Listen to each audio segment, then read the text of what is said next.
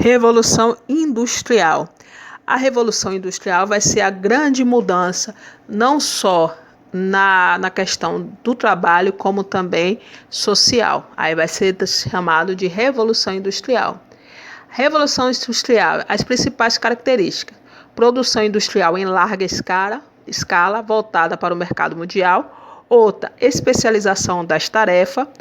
Uso intensivo de máquinas, mecanização da indústria, relação social, burguesia versus proletário, porque essas duas classes sociais que vão ter destaque e que vai aparecer com a industrialização, e o sistema econômico, capitalismo industrial, construção de estrada de ferro, locomotiva, vagões, navios e máquinas industriais.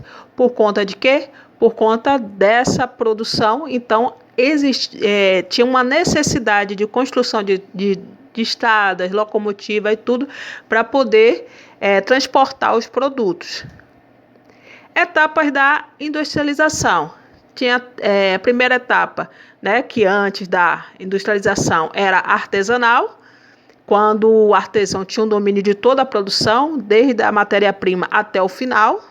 Um sapateiro, ele pegava e iniciava esse trabalho, ele fazia todo o processo. Depois passou para a manufatureira, que era quando os artesãos eles se organizaram em grupos de ofícios, né, e juntaram, e aí eles passaram a dividir o trabalho. Então, um fazia uma coisa, outro fazia outra, e aí isso fez com que aumentasse a produção.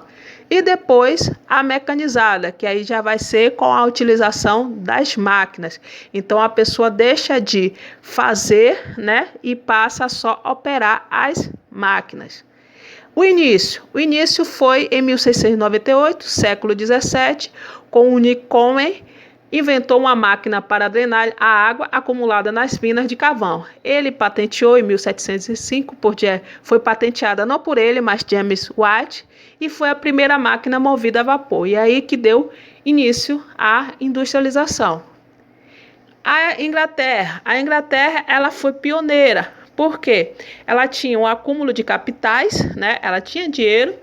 Outra coisa também, a lei de cercamento, que foi criada pela Rainha Elizabeth, onde acabava com as terras comunais, só poderia usufruir das terras quem pudesse pagar por ela, então não tinha mais terras comuns a todo. Então o que aconteceu? As pessoas acabaram não tendo mais a forma de sustento e tiveram que ir para os centros urbanos e buscando emprego. Então eles tinham a mão de obra disponível. As jazidas de minério, que eram os produtos que eram utilizados primeiro, né, que era o carvão, o ferro, e tinha a supremacia naval, ela que comandava nesse período.